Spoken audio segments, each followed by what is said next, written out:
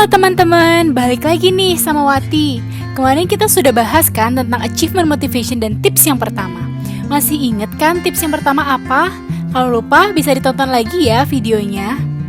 Hari ini Wati mau bahas soal tips kedua dan ketiga, so stay tune ya. Tips nomor 2 adalah sesuai target yang mau kita capai dengan kemampuan yang kita miliki.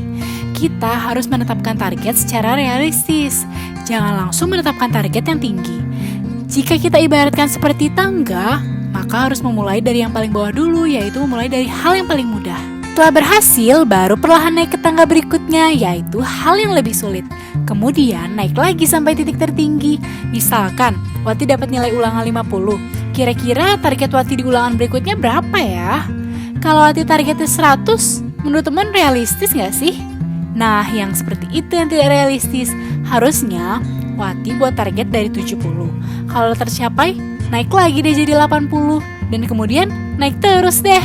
Sehingga lama-kelamaan Wati bisa mengerjakan hal yang sulit dan dapat target yang tinggi.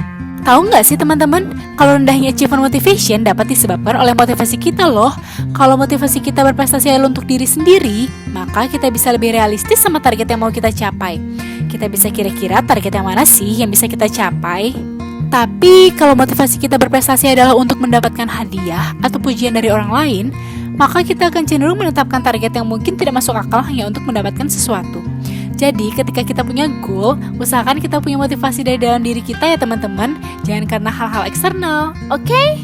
Next, tips ketiga yaitu kita harus bisa menentukan prioritas tugas. Prioritas adalah sesuatu yang sangat penting yang harus dikerjakan duluan. Nih, Wati kasih tahu cara praktisnya untuk menentukan prioritas. Di situ kita bisa lihat ada 4 area. Area yang pertama adalah area untuk tugas yang penting dan mendesak. Area kedua adalah area untuk tugas yang penting tetapi tidak mendesak. Lalu area yang ketiga adalah area untuk tugas yang mendesak tetapi tidak terlalu penting. Dan area terakhir adalah area untuk tugas yang tidak penting dan tidak mendesak. Jadi kalian bisa tuliskan tugas-tugas kalian berdasarkan tingkat kepentingan dan kemendesakannya. Kemudian kalian buat list tugas dari yang harus diprioritaskan hingga yang bisa ditunda pengerjaannya. Diulang sekali lagi ya, urutan prioritas tugas adalah yang pertama, penting dan mendesak. Yang kedua, penting tetapi tidak mendesak. Yang ketiga, tidak penting tetapi mendesak. Dan yang terakhir adalah tidak penting dan tidak mendesak.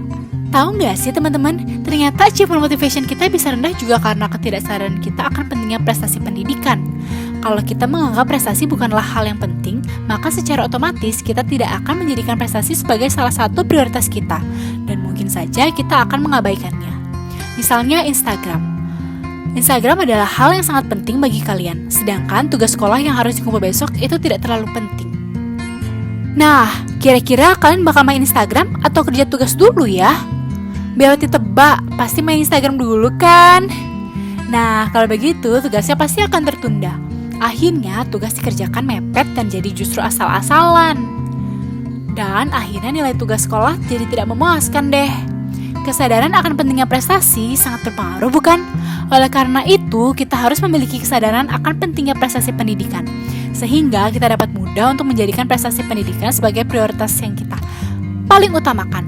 Dengan begitu, achievement motivation kita sedikit demi sedikit akan meningkat. Hore! Nah, kita sudah sampai di akhir video nih teman-teman.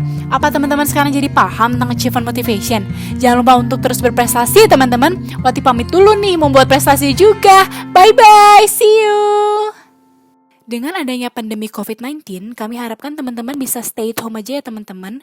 Mari kita berdoa, semoga musibah ini cepat berlalu. Jangan lupa jaga kesehatan ya teman-teman. Dadah!